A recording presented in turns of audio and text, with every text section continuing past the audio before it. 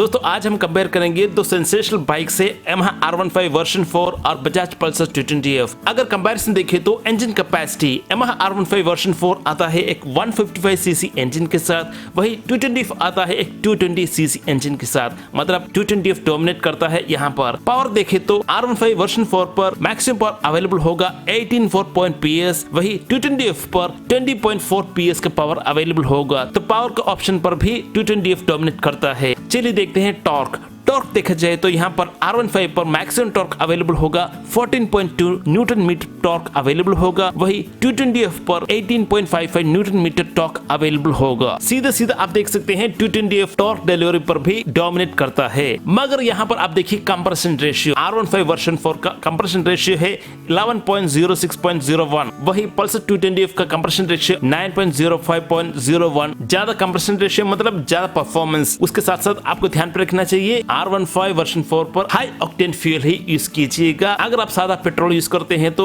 आपका नॉकिंग का इशू हो सकता है, क्योंकि R15 वर्जन 4 एक्सपोर्ट्स कैटेगरी का बाइक है इन कंपैरिजन विद जो नॉर्मल 150 सीसी बाइक्स होता है। R15 वर्जन 4 को एक्स्ट्रा टॉप स्पीड यहाँ पर मिलता है 140 to 145 आपको नॉर्मल मिल जाएगा, मगर कुछ केसेस देखा गया है जहां पर 155 से भी ज्यादा टॉप स्पीड अवेलेबल हो चुका है। वही आप देखिए 220F का जो टॉप स्पीड, नॉर्मल जो टॉप स्पीड रखा गया है 134 किलोमीटर पर आवर से भी ज्यादा टॉप स्पीड यहाँ पर आपको अवेलेबल होगा, मगर इस केस पर भी 155 से भी ज्यादा टॉप स्पीड अवेलेबल हो चुका है। परफॉर्मेंस पर आप देखिए 0 to 100 kmph अचीव करने का जो टारगेट है R15 वर्जन 4 को लगेगा एटमोस्ट 13.25 सेकंड्स लगेगा, मगर पल्सर 220F को 10.5 सेकंड्स ही लगता है 0 to 100 kmph अचीव करने के लिए। 0 to 100 kmph with in 13 seconds achieve कर जाता है दोनों बाइक्स। चलिए बात करते हैं फ्यूल रेंज के बारे में। फ्यूल टैंक कैपेसिटी देखिए तो R15 वर्जन 4 को 11 लीटर का कैपेसिटी दिया गया है, वही पल्सर 220F को 15 लीटर का कैपेसिटी दिया गया है। इन दोनों का फ्यूल इकोनॉमी चेक करते हैं। फ्यूल इकोनॉमी देखा जाए तो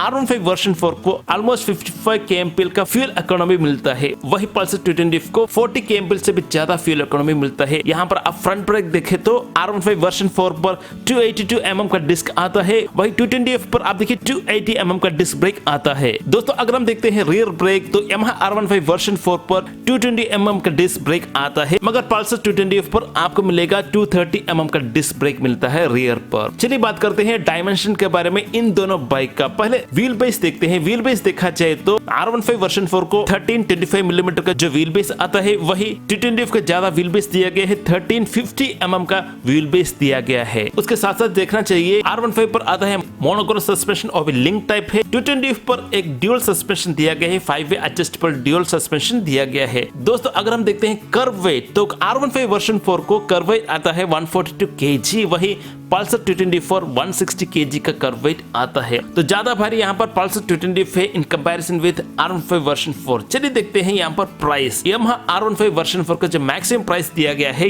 1.81 लाख से शुरू होकर 1.94 लाख तक जाता है, वही पल्सर 220F का जो प्राइसिंग रखा गया है 1.37 लाख का प्राइसिंग दिया गया है। तो इस वीडियो में हम देखा पल्सर 220F और R15 वर्जन 4 का कंपैरिजन। अगर आप दूसरा कोई भी बाइक का कंपैरिजन चाहते हैं तो कमेंट्स में लिखिए, मैं जरूर कंपेयर करूंगा। इस वीडियो में इतना ही। वीडियो अच्छा लगा तो लाइक करें, शेयर करें एंड उसमें चैनल। थैंक यू, जय हिंद, वंदे मातरम।